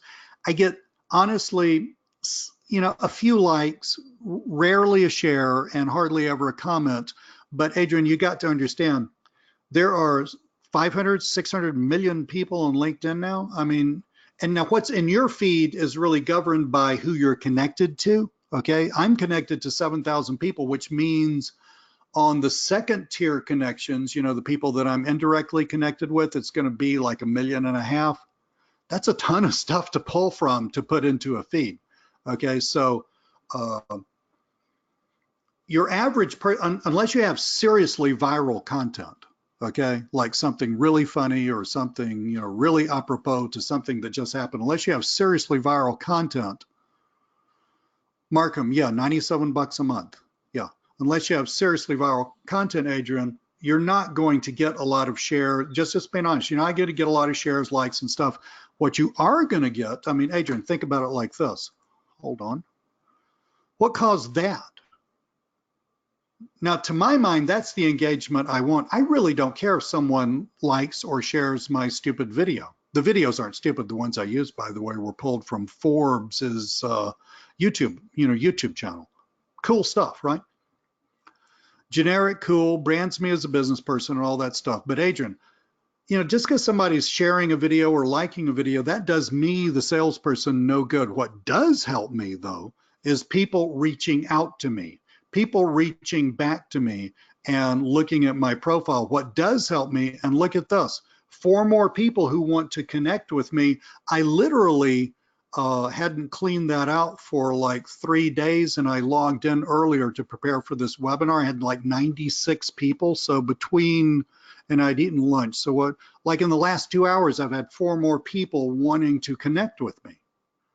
This just doesn't happen out of the blue. So Adrian, that's the kind of engagement that I'm looking at. Okay, I'm really not looking at a viral video thing. That's really the kind of engagement I'm looking at. I want people to see my profile, and I want people to actually connect with me. Because Adrian, have you bought LinkedIn Autopilot Income yet?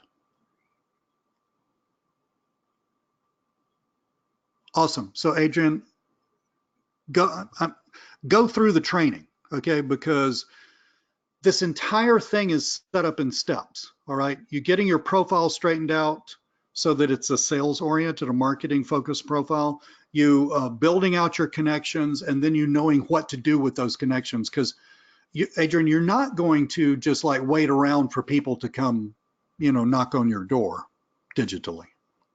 Why? Because there's too much noise out there. Not enough of them will do that. So what I teach you to do is a very proactive, although it really doesn't take much time per day.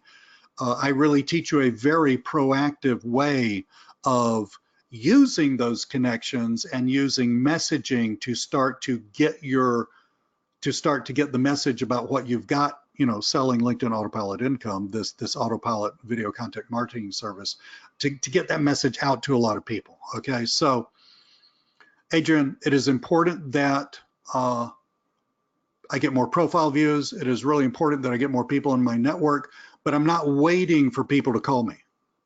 Yeah, that's totally cool. Adrian, you're awesome. That's totally cool. I'm not waiting for people to call me. I've literally been selling stuff, guys, since I was 12 years old, okay? I am now in the beginning of my 7th decade on the planet, so now you know how old I am. This is not a joke that I've been selling stuff since I was 12. My dad sold aluminum siding, okay, among all the other things he did. I grew up in a sales world. So I don't wait for people to come to me. I go out and find them, but I need to do so. And this kind of gets back to what I was talking about with, how you need to structure your business. I do so in a very elegant, painless, just a few minutes per day type thing. Right, so that I can create so many sales and so much business that honestly, guys, I don't have to prospect except in little bunches. If my business falls, grows a little smaller, then I can get on the stick and do a bunch of prospecting and beef it back up.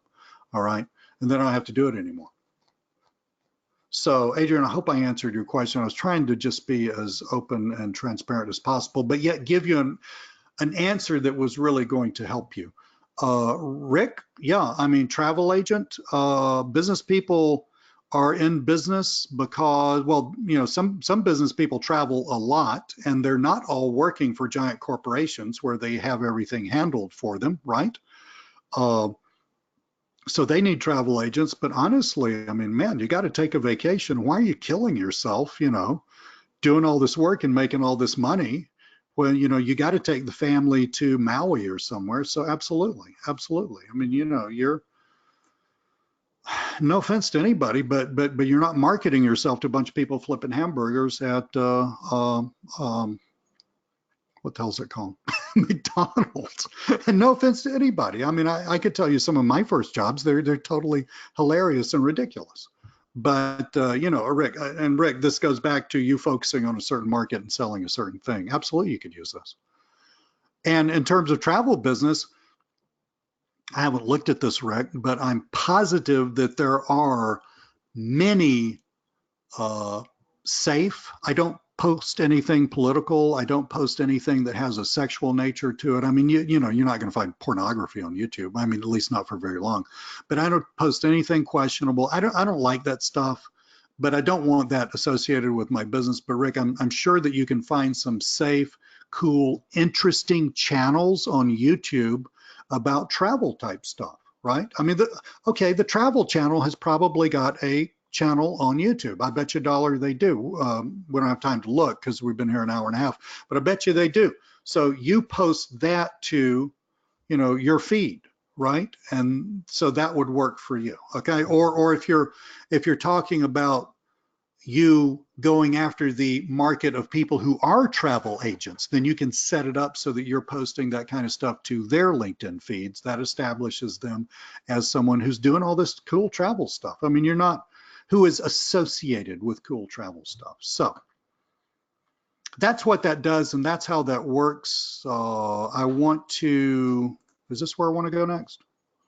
Hamat, really appreciate the patience, buddy. I'm about to answer your question, or yours and several others. So the software is a WordPress plugin. You have to have a WordPress site, which means you need your own Domain name, you need your own, it's what we call a self-hosted WordPress site, which is no big deal. A HostGator baby plan art, a HostGator baby plan, picking on Art, he knows why I'm playing with him. A HostGator baby plan is plenty powerful for this, okay? But this particular this particular plan that, I mean, the particular hosting that I have is Liquid Web, and this is like the Rolls-Royce of hosting, and it costs a ton, and I get enormous bandwidth. But for me, I never have to think about it, right? But even a HostGator baby plan, which even if you pay monthly, I think it's about 13 bucks a month, that is fine for this. So you upload the plugin. We tell you all how to do that. By the way, guys, if you don't know how to do this and don't want to screw around with learn, it's easy to do. But if you don't want to screw around learning how to do this, but you still want to buy this and you still want to make this happen for you, contact me. We offer a very inexpensive service where we'll do all of this for you. It's I charge you a convenience fee. It's either $25 or $35 according to how much stuff you need done. There's no profit in that for me. It's merely a convenience for you. I pass everything on to the person who's actually doing this, who's within my business. I'm not passing it on to somebody that I don't know on Fiverr, okay? So, two-poster LinkedIn edition. Let's wrap this up. Forget that. Forget the settings. I think it needs art. I think it needs to be like generically commercial. You know, generically commercial is fine. He was talking about what kind of domain to buy, right? The name, the actual wording of the domain. Notice it says LinkedIn accounts, connected channels, published videos. Very simple. I'm not going to walk you through the whole thing. I'm not even going to open these windows because there's not a lot to see. Basically, you connect this to the target LinkedIn account, and you have to be actually logged into the target LinkedIn account. Beth, I don't know. You have to be actually logged into the target LinkedIn account because you're going to have to get an authorization key from that account and put it in our software. We got great training about how to do this. We're talking about 3 clicks worth of stuff. It is not hard. But again, if you don't want to do it yourself, let us know. We'll do it for you. You connect the channel from, see, that's my puppy. Okay, he's getting antsy. You connect the channel from YouTube to the software. So we're going to pull videos from a certain channel and post them intelligently to, in other words, not all at one time, we're going to post them intelligently to a given YouTube account. And Hamat, you can run more than one, you can run many. I've never really, and this gets back to the fact that I've got like diamond studded gold-plated hosting. I don't even know how many maximum I've run through this because I don't really handle the little setup. No, it's not a problem, Jose. I've you know, I just don't do it myself anymore. But you can run a bunch. Okay, now on a HostGator baby account, you should be able to run quite a few. Exactly where you're going to max out, I don't know. Also, the software allows you to choose the frequency of posting. Hamat and everybody else, we'll see this in just a sec. That's going to affect how much bandwidth you use per unit time. So more frequency, then you know, you're using more bandwidth per unit time. So theoretically, you know, but I mean, look, I mean, 13 bucks a month for a HostGator baby account. You're on a bunch of clients through one, you max out on that, then you just buy another HostGator baby account and, you know, set up another domain and put up the software again and then run a bunch of clients through that. It's, you know, it's not a big deal. Okay. Rico, you can connect this to, okay, so it's like a stream. We're taking a stream of videos from one YouTube channel and running it through the software into Frederic. It does not matter, okay, because you could pull from a French, I'm guessing you're French. I don't know. I mean, Frederic sounds like un nom français, but it, you know, it's just going to be what it is. I mean, you know, you pull from a channel that's in Croatian, you're going to be, you know, posting videos in Croatian, right? So, you know, think of it like a stream, guys. You're pulling from one YouTube channel through the software and out to one LinkedIn account. But through one instance of the software, I could be pulling from many YouTube channels. Bienvenue, Frédéric. Je suis heureux que vous êtes là. So, you know, from you could be pulling from many YouTube channels going through the software, going out to various LinkedIn accounts, if that makes sense. We'll see the part that does this in just a second. Yeah. So Rico, you many LinkedIn accounts, okay? Now, connected channels, we go here, we connect this to whatever, you know, YouTube channel you want. You either use the username of the YouTube channel or there's a user ID. Totally easy, just follow our clear instructions. It works. You got a question, ask us. You want us to hook it up for you, you know, you'll pay us a convenience fee, we'll hook it up. And then you publish the videos. I'm gonna pull up the publish the videos panel, because that's gonna help you visualize this. So look. This is this stream that I've been running lately, okay? Forbes to Lee's LinkedIn, and I'm looking, let's view this. So I guess that modal doesn't move. Hang on a sec. So look, when you set this up, and we'll look at the setup window in just a sec. When you set this up, the software goes out to the LinkedIn channel and it's going to pull in, it doesn't pull in the videos, it pulls in the embed code. It's going to pull in 10, 20, 30, or all of the video, or 100, or all of the videos on that channel into the software. It's not going to post them yet so that you can look at them, right? So look, I didn't want anything political posted on my, you know, I don't mix politics and business. I have a political leaning. I'm not, you know, I've got the way I vote and all that. It's just that that's not appropriate for business in my mind. So I took that one out. If there was something in here that I didn't want to post, I can take it out. And then, you know, when I go down here, when I finish this and, you know, just set it up, then what the software does, the software is according to the amount of time that you told it to, and we'll see that window in just a second, the software is going to take a video, publish it to LinkedIn.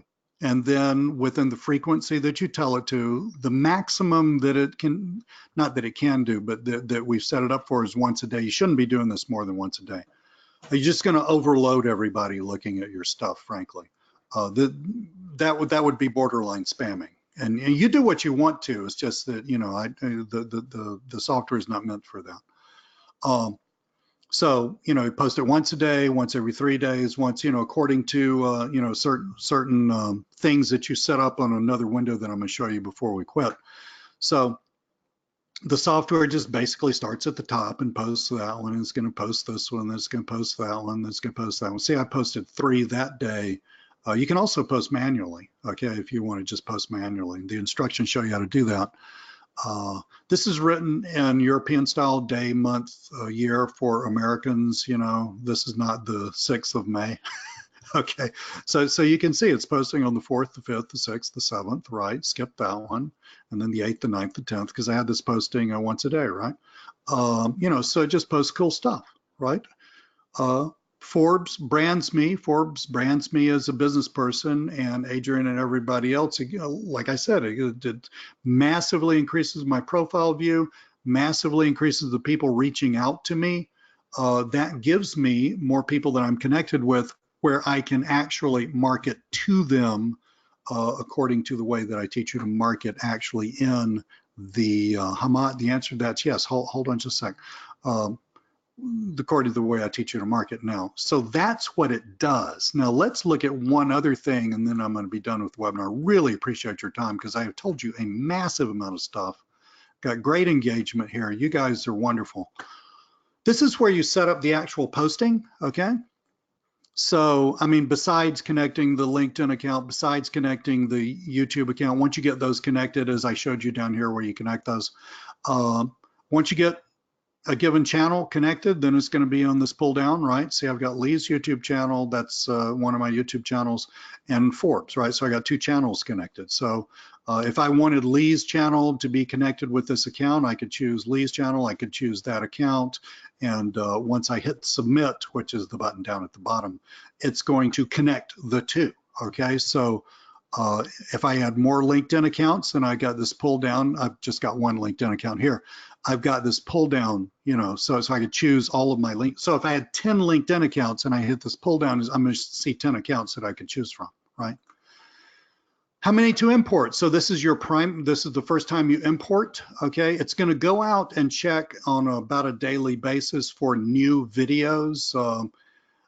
We can't really control how fast it checks. That really has to do with how WordPress actually does work on the inside, which is not available for really controlling.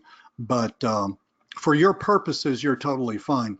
I just imported 10. You know, you can import 10, 30, 50, 100 from that channel. And again, you're not pulling in the video. Somebody asked me about, well, isn't this a copyright issue? No, it's not a copyright issue, because what you're doing is you're posting, you're just writing, you're posting the embed code, which in YouTube's terms of service, whoever put that video up there gave YouTube the right to let people like us use their embed code for that video in other places, right? Because it is branded YouTube, you know, when you look at the video, by the way. Or you could pull them all in. I know there's a ton of questions going by, so I'm just going to go through this and then I'll go back and answer the questions. Hamat, I think you kind of started to ask me something about this. What do I want to import from YouTube? Well, you can import the title, you can import the video itself, you can import the description. You know, why would you not want to import the video? Well, you may want to just, you know, maybe you find a channel where the descriptions have a lot of good SEO content type stuff like that, and you just want, or good articles written about stuff. It does happen fairly infrequently, and we just wanted to give you that ability to do that. If I just wanted to import the video, I would do that. If I wanted to import the title in the video, I would do that. If I wanted to import all three, I would do that, right? Or if I didn't want the title, you know, that. And it's exactly what you think it is. Hold on.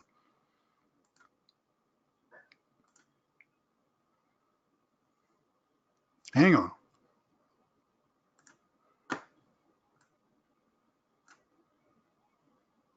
So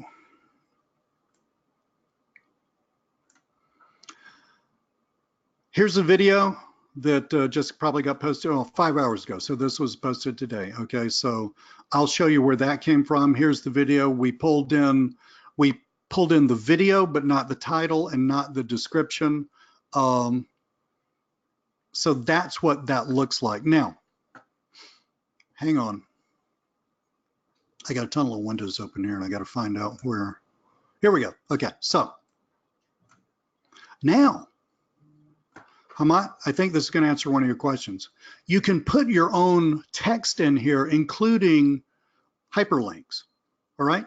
So I could have a top description, and I'll show you over here what it's on top of in just a sec, but I could have a top description, I could have a bottom description. In other words, I can add my own text, including my own hyperlinks, to every single video that gets posted. So if we go over here, where was it? Yeah, so look. That's a top description. When we set that up, we put that in the top description. Had I brought in the description from this video, this top description would land on top of the description, and the bottom description, the ones that I can control in the software over here, would land in the bottom. What would you do with that? Well, for one thing, you would brand yourself. You might put links to squeeze pages. You might want to put your phone number. You know, all of that stuff. I mean, in other words, you would use this as helping people understand how to get hold of you and what you do, okay? You've got eyeballs on this thing, 6 views, of course, that was today.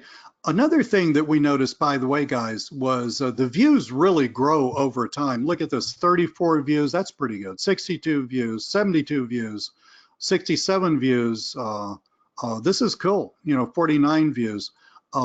Again, we're not talking about viral content. That you have to really work very hard at, and it's almost impossible to do that anymore on LinkedIn because there's so much competition. These videos sit out there and people still find the older videos over time. They do that through SEO, they do that through a variety of ways. LinkedIn is very good about spreading around this content. And if I've got my top description and my bottom description, now I'm just using this as an example. If I've got my top description, my bottom description set up so that it's kind of like a sales letter where I tell people how to get hold of me, how to, what to do next, then, all those people looking at this video get to see sort of a little sales letter. Okay, so, and then once you get all this filled in, you hit submit, bam. And once you hit submit, then you're going to, it's going to do its thing, which results in this. Okay, so that's the it and all about it. That's what it's all about. It is just beyond cool. It is extremely useful. It has a huge impact, and done right, it can make you a lot of money. So I can be on this webinar for about another 10, 15 minutes, and then I got to shoot out of here because I got somewhere to be later on. But I'm reading some of your comments, Rico. Yeah, you need access. You do not need access to the YouTube account. You can just use the YouTube ID, which is available without being logged into that YouTube account, but you will need access to the LinkedIn account in order to get the authorization code. Frederick, we talked about that. No, Richard, you do not have to own the YouTube channel. I do not own Forbes' YouTube channel. I wish I did, but I don't. All right. Hamad, again, I go all in the training about how to sell this. All right. It's not just sending somebody to a simple sales page. That doesn't really work on LinkedIn for me, but on the training, I go in all about how to sell this. Literally, it's going to take you to be selling this on a consistent basis, 30, 45 minutes, maybe an hour a day if you're slow. Hamad, I answer your questions about the text. Jose, really, what's the criteria to match the videos to the LinkedIn profile? It really is according to what you want to do, right? So we had, and I've forgotten who it was talking about travel. Well, let's say your client were a travel agent. Well, I mean, you don't necessarily want sports related stuff. That's not going to help them. And you might want something from the travel channel, or maybe one. I've forgotten the name of them, but one of these channels about cool places on, to visit and stuff like that. I would keep it safe, i.e. non-political, non-sexual, non-weird, just middle of the road stuff, the kind of stuff that you would be fine talking to your grandmother about, okay? I would keep it like that, but beyond that, you really just want to match up the niche, right? And yeah, Hamad, you could pull in 6 months of content and let her run. Or, yeah, I guess you would consider this curation in a way. Yeah, in a way it is. Frederick, I do both, okay? As you can see, I had this both hooked up to my channel and Forbes. I was running an experiment with Forbes with this, really, just to see the difference between it and my channel. In a few days, I'm just going to go back to posting my channel's videos. I've got a channel about the kinds of stuff that I do that's got close to 1,000 videos on it. So I'm just going to, we're just going to go through that channel and post all that stuff for obvious reasons. I mean, it'd be cool stuff.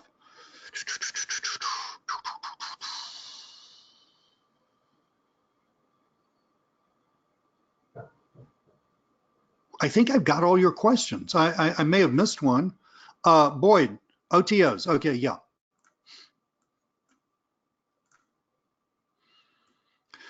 There's another content marketing service that's really run through software too, that's really easy to add to this, that's literally going to double your income. And so if you want to pick up this OTO, which is priced at $47, you can read all about it here. Let me pop that. I'm very open about OTOs. Let me pop this into the thing so y'all can read that.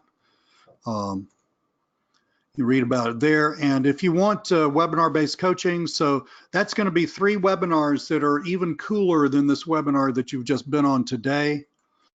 I mean, I was going to say ask somebody, but it's hard to ask somebody when you're all over the globe. Believe me, I bring it on webinars. Okay, you're going to learn more from me than you've ever learned from anybody else in your entire life. webinar-based coaching. The reason I do webinar-based coaching is I'm just too busy to do one-on-one coaching anymore. But I love teaching, and so also because I can keep this at a really affordable price. Okay, so Boyd, those are the only two OTOs. Yeah, Richard, it's about a text-based content marketing service. That's what it's about. Yes, it's the same thing.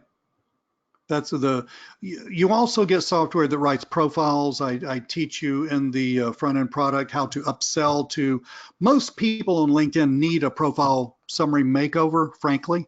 Okay, most salespeople do. I've got software that will write that for you.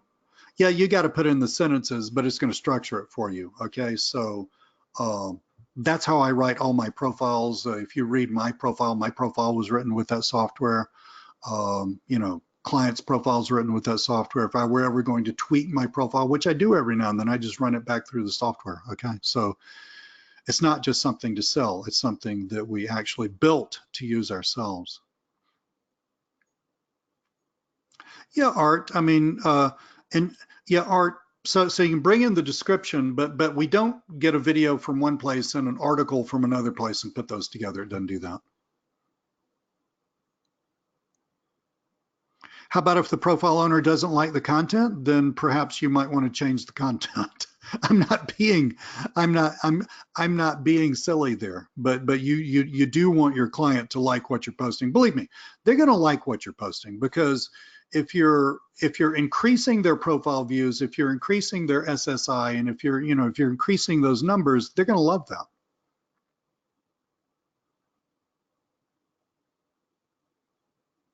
$500 at least for profile makeover, $500. Hamat, the first OTO actually uses a different piece of software, which is not my software. Okay, so that is not included. It's inexpensive. I've forgotten exactly how much it is. I've used it for years. But there are a bunch of different possibilities. These are software platforms that'll do this. I know of no software platform that'll do what this video posting software does, but these are software platforms that'll do this. They're very inexpensive. You bet, Thomas. Art says customer profile views is the proof of the pudding. Amen. Having people come to your profile, read your profile summary, figure out who you are, deciding to connect with you, or deciding to accept your connection, or deciding to actually respond to your message, right? That's the deal, right? And you know, the software is what's setting up all that, was what gets all that in motion, right? But we teach you how to take that and bring that home. Been on here nearly 2 hours. I didn't mean to stay that long. Yeah, Thomas, I kind of got to go too. Sometimes, yeah, indeed. Any other questions before I power this down? James, you bet, buddy. Thank you so much. Art, adios. Anything else I can help you guys with while I'm here? Takes a while to get the recording up. I'll get it up. I'll mail it out to you. And yeah, well, John, fulfillment of done for you leads once you get a client. Well, if that's really another step, John. Okay, I mean, in other words, if you are creating leads for the client and you want to hand the client a prepackaged lead, then you yourself in some way are going to have to do the kind of marketing that this plugin sets you up to do. But in other words, you're going to have to move so it's like football. Okay, so the plugin moves you to the middle of the field. All right, I mean, you're going to have to get the ball from the middle of the field to the to the goal line somehow. All right, so is this going to help you? Yes. Is it going to just handle that whole thing for you? Absolutely not, because if it were, I would be charging you so much more money for it, and I would be charging you monthly. No monthly fee for this particular piece of software. Markham, I really appreciate that. I'm going to read that out loud. I really do appreciate that. I've been a customer of Lee's for years. I like that you are straight talking, no BS. You bet, buddy. Cool beans. I think we got it, guys. I actually do have to go. Rico, I try to make prices reasonable. I make plenty of money, believe me. And cheers from Ireland. I've been wanting to go to Ireland recently. I don't know why. It just seems like an incredibly beautiful place. But Rico, I try to put this within the reach of everybody. I make plenty of money with it, but it's cool to actually help people change their lives. Thank you, Hamad. I really appreciate it. So guys, I'll email you later on today when we get it up on a page where you can re-look at this. Look at it all you want to. I'm going to try to remember to take this. Well, it's right there. Try to remember to take this and just pop it in there as a downloadable for you. Thank you very much for being on the webinar. I will talk with you very soon. And cool. Game of Thrones is filmed in Northern Ireland. Visit there. That sounds very, very cool. See y'all later. Bye.